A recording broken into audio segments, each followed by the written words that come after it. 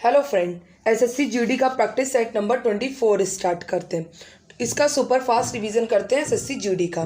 पहला क्वेश्चन है कि 18वां कचाई लेमन फेस्टिवल ये किस राज्य में मनाया गया। तो ये किस राज्य में मनाया गया? ये मणिपुर में मनाया गया है। मणिपुर के और भी फेस्टिवल और उत्सव तो कौन कौन से हो गए? याओसांग उत्सव, गान नगाई उत्सव, हिकरू हिडोगबा, चुम्फा, कांग, ये सारे त्यौहार किस राज्य में मनाए जाते हैं? तो मणिपुर में मनाए जाते हैं। नेक्स्ट है कि असम के उत्सव कौन कौन से हो गए? तो मांजुली और अंबुबाची। नागालैंड का सेकरनई मुआसू और त्रिपुरा का पिलक और कौन सा हो गया? तो उनाकोटी हो गया। कौन सा? उनाकोटी। नेक्स्ट क्वेश्चन है क्वेश्चन नंबर 2 कि माधवी मुद्गल का संबंध किस शास्त्रीय नृत्य से? तो किस शास्त्रीय नृत्य से? ये ओडिसी से संबंधित है। सरस्वती सेन का संबंध कथक से हो गया। नंदिनी सिंह का संबंध कथक से हो गया। राधा रेड्डी का संबंध किसे? कुचिपुड़ी से हो गया। किसे? कुचिपुड़ी शास्त्रीय नृत्य से हो गया। ऐसे ही शमा भाटे का संबंध किससे है? तो कथक से है। नीना प्रसाद का संबंध मोहिनी अट्टम से है। निर्मला पडिक्कर का संबंध मोहिनी अट्टम से है। और वसुंधरा गोस्वामी का संबंध किससे है? तो भरतनाट्यम से। किससे? भरतनाट्यम से है। नेक्स्ट क्वेश्चन है क्वेश्चन नंबर 3। क्वेश्चन नंबर 3 क्या है कि गरिमा चौधरी का संबंध किस खेल से संबंधित है? तो ये किस खेल से संबंधित है? ये जूडो से संबंधित है। और 2012 में इन्होंने ओलंपिक में इन्होंने भाग लिया था जूडो से। जूडो वर्ल्ड चैंपियनशिप में गोल्ड किसने जीता है? तो ये किसने जीता है? तो लिथोई चनबन ने जीता है। किसने? लिथोई चनबन ने जीता है। और सुशीला देवी और विजय कुमार का भी संबंध किससे है? तो जूडो से। किससे? जूडो से। जापान जूडो जो है, जापान का राष्ट्रीय खेल कौन सा है? तो जूडो है। और जूडो को ओलंपिक में कब शामिल किया गया था? तो 1964 में। और 1968 में फिर इसको हटा दिया गया था और पुनः फिर शामिल किया गया 1972 में। इसको पुनः शामिल किया गया। नेक्स्ट क्वेश्चन है क्वेश्चन नंबर 4 कि सचिन तेंदुलकर की जो भी प्रतिमा का अनावरण हुआ है ये कौन से स्टेडियम में हुआ है? तो वानखेड़े स्टेडियम में, जो कि मुंबई में है, स्थित है। और बीसीसीआई का हेडक्वार्टर भी कहाँ पे? वानखेड़े स्टेडियम में ही है। नेक्स्ट है कि कहते हैं सचिन तेंदुलकर के नाम पे ही मध्य प्रदेश में इनकी एक प्रतिमा भी है और इनकी एक सड़क भी है। इनके नाम पे एक सड़क भी है।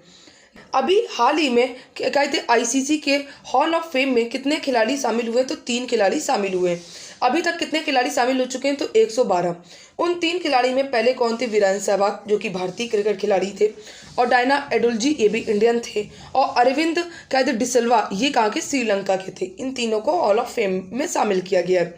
और सचिन तेंदुलकर को कब शामिल किया गया? तो 2019 में शामिल किया गया है। कब? 2019 में शामिल किया गया है। नेक्स्ट क्वेश्चन है क्वेश्चन नंबर 5 कि पी मणि अय्यर का संबंध किस कहते वाद्य यंत्र से है? तो मृदंगम से।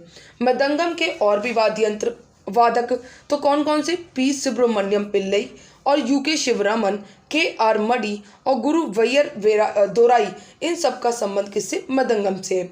गोपाल मिश्र क्या कौन सा वाद्य यंत्र बजाते हैं? तो सारंगी। और वी कृष्ण कौन सा वाद्य यंत्र बजाते हैं? तो वायलिन बजाते हैं। कौन सा? वायलिन बजाते हैं। नेक्स्ट है क्वेश्चन नंबर 6। क्वेश्चन नंबर 6 क्या है कि 2011 की जनगणना में के अनुसार 2001 की तुलना में 2011 में कितने प्रतिशत वृद्धि हुई है? तो 17.5% इसमें वृद्धि हुई है। और सर्वाधिक प्रतिशत वृद्धि ये कहाँ पे हुई है? तो मेघालय में कितनी? 27.5% हुई है। और उसके बाद अरुणाचल प्रदेश में कितनी हुई है? तो 26.3% हुई है। और यूटी में सबसे ज़्यादा किस कहाँ पे हुई है? तो दादर एंड नगर हवेली में कितनी? 55.88% हुई है। और ऋणात्मक वृद्धि कहाँ पे हुई है? तो नागालैंड में कितनी? तो -0.5% हुई है। और उसके बाद केरला में हुई है कितनी? 4.91% हुई है। नेक्स्ट है कि हिंदू वृद्धि दर कितनी हुई है? तो ये 16.8% हुई है। कितनी? 16.8%। और मुस्लिम वृद्धि दर कितनी हुई है? तो 24.6% हुई है। नेक्स्ट है क्वेश्चन नंबर 7 कि लोटिया नामक गीतों का जो संबंध है ये किस राज्य से संबंधित है? तो ये राजस्थान से संबंधित है। किस राज्य से? राजस्थान से संबंधित है। सेवी पेटल्स का संबंध तेलंगाना से। गोदर संगीत का संबंध महाराष्ट्र से। कोरियो संगीत का संबंध मेघालय से। खोबाक संगीत का संबंध मणिपुर से। और बहुला संगीत का संबंध पश्चिम बंगाल से। जूरी संगीत का संबंध हिमाचल प्रदेश से। और राजस्थान के और भी संगीत पखीरा, पीपली और ढोला, इन सब का संबंध राजस्थान से। नेक्स्ट है क्वेश्चन नंबर 8 कि भारतीय संसदीय प्रणाली किस मॉडल पर आधारित है? तो वेस्टमिंस्टर मॉडल पर आधारित है। और आर्टिकल 79 में क्या है, हमारी संसद के बारे में है। और संसद की विशेषता क्या है कि मंत्रिपरिषद पर लोकसभा के प्रति मंत्रिपरिषद जो होती है वो लोकसभा के प्रति उत्तरदायी होती है। ये कौन से आर्टिकल में? तो आर्टिकल 75 क्या कहते हैं 3 में है, आर्टिकल 75 3 में। नेक्स्ट है क्वेश्चन नंबर 9 कि भारतीय संसद के ऊपरी सदन का नाम क्या है? तो ऊपरी सदन या उच्च सदन का नाम क्या कहते हैं? राज्यसभा कहते हैं। राज्यसभा को ही हम लोग काउंसिल ऑफ स्टेट कहते हैं। ये कौन से आर्टिकल में आता है? तो आर्टिकल 80 में आता है और आर्टिकल 81 में हमारी लोकसभा आता है। लोकसभा को निम्न सदन कहते हैं। राज्यसभा के जो अध्यक्ष होते हैं वो कौन होते हैं? हमारे वाइस प्रेसिडेंट उपराष्ट्रपति होते हैं। राज्यसभा का कार्यकाल अनिश्चित होता है। और सदस्य संख्या कितनी होती है? सदस्य संख्या इसमें कितनी 245 होती है या 233 प्लस 12 होती है। तो 12 क्या होते हैं? तो ये प्रेसिडेंट इसको क्या करते हैं? मनोनीत करते हैं। नेक्स्ट है कि पहला सत्र कब हुआ था? तो 13 मई कहते 1952 को हुआ था। और किस अनुसूची में? तो ये चौथी अनुसूची में। संसदीय दल के नेता पीयूष गोयल हैं और विपक्षी नेता मल्लिका अर्जुन खड़गे हैं। और राज्यसभा सदस्यों का कार्यकाल कितना होता है? तो 6 वर्ष होता है। और 1/3 सदस्य प्रत्येक 2 वर्ष में क्या होते हैं? तो रिटायर होते हैं, 2 वर्ष में रिटायर होते हैं। नेक्स्ट है क्वेश्चन नंबर 10। क्वेश्चन नंबर 10 है कि लोकसभा के जनक के रूप में जाना जाता है तो किसे? जीवी मावलंकर को जाना जाता है। ये प्रथम अध्यक्ष हैं लोकसभा के और 15 मई 1952 से लेकर 56 तक इनका कार्यकाल था। दूसरे लोकसभा अध्यक्ष कौन थे? तो M.A. अयंगर थे। और तीसरे अध्यक्ष कौन थे? तो सरदार हुकुम सिंह थे, सरदार हुकुम सिंह थे। नेक्स्ट है कि पहली महिला अध्यक्ष कौन थी लोकसभा की? तो मीरा कुमार थी, 2009 से लेकर 14 तक थी। और दूसरी महिला अध्यक्ष कौन थी? तो सुमित्रा महाजन थी, लोकसभा अध्यक्ष 2014 से लेकर 19 तक थी। नेक्स्ट है कि सबसे ज़्यादा समय तक लोकसभा के अध्यक्ष कौन रहे? तो बलराम जाखड़ रहे। कौन? बलराम जाखड़ 1980 से लेकर 1979 तक।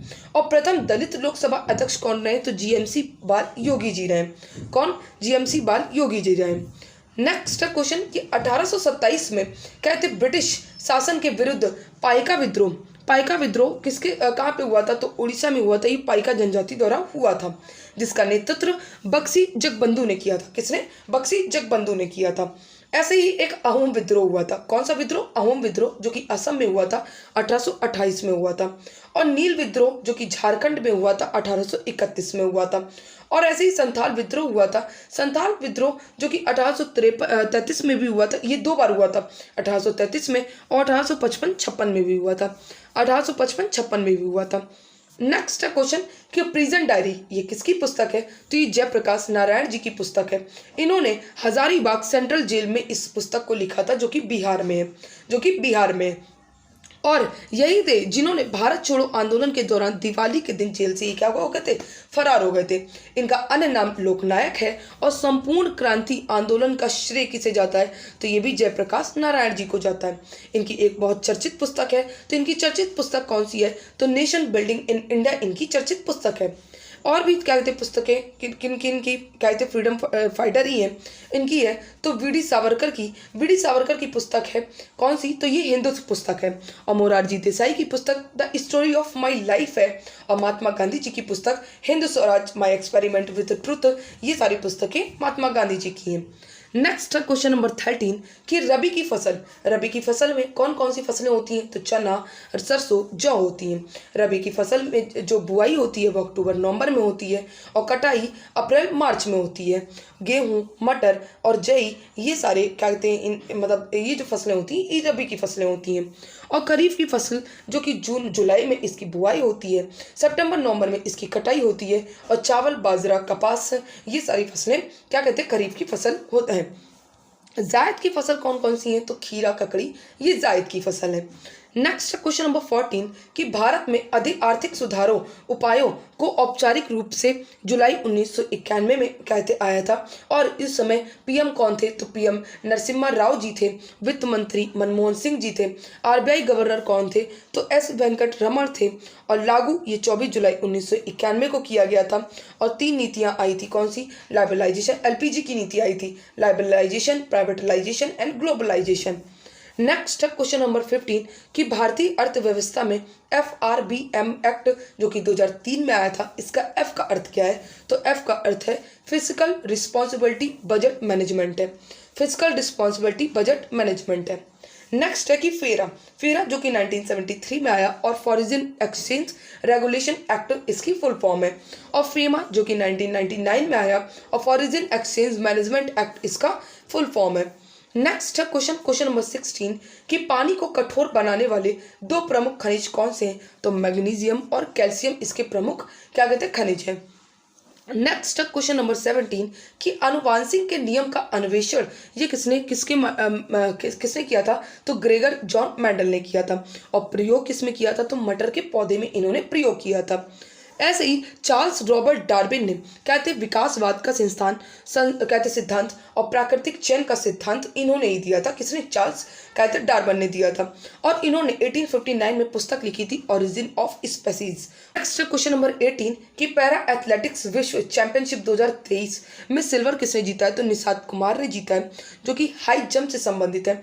आयोजन कहाँ पे हुआ था इसका? तो पेरिस में हुआ था। और भारत की रैंक इसमें 19वीं आई थी, जिसमें भारत ने 3 गोल्ड जीते थे, 4 सिल्वर और 3 ब्रॉन्ज जीते थे। और सुमित अंतल जो पहले गोल्ड इन्होंने भाला फेंक में जीता था, सुमित अंतल ने।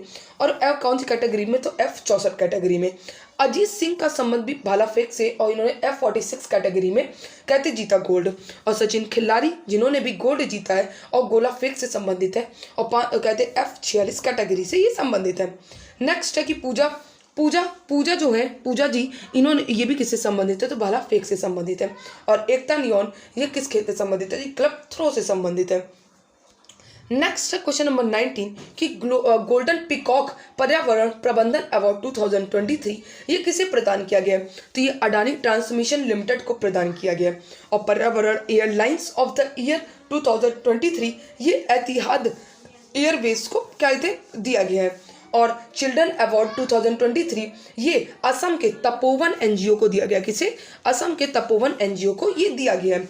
और ऐसे ही सुभाष चंद्र बोस आपदा प्रबंधन 2023 ये किसे दिया गया है? तो ये उड़ीसा राज्य प्रबंधन को। और लुगलेई फायर स्टेशन जो कि मिजोरम में इन दोनों को मिला है। नेक्स्ट है क्वेश्चन नंबर 20 कि वर्ष 2024 में फिल्म फेयर अवार्ड 69वें का आयोजन कहाँ पे होगा? तो ये गुजरात में होगा। और 68वें फिल्म फेयर अवार्ड में बेस्ट फिल्म किसको मिला है? तो गंगूबाई को। बेस्ट एक्टर राजकुमार राव को बधाई हो के लिए। बेस्ट एक्ट्रेस ये आलिया भट्ट को गंगूबाई काठियावाड़ी के लिए मिला है। और बेस्ट डायरेक्टर जो कि विष्णुवर्धन जी को शेरशाह मूवी के लिए मिला है। किसके लिए? शेरशाह मूवी के लिए मिला है। अब हम एक प्रश्न देखते हैं, होमवर्क का प्रश्न। ये क्या है? तो 53वां दादा साहब फाल्के अवार्ड जो कि किसे मिला है? तो वहीदा रहमान को मिला है। किसे? वहीदा रहमान को मिला है। क्लास अच्छी लगी हो तो प्लीज़ मेरी क्लास को एक लाइक और सब्सक्राइब जरूर कर दें। Thank you so much to all of you.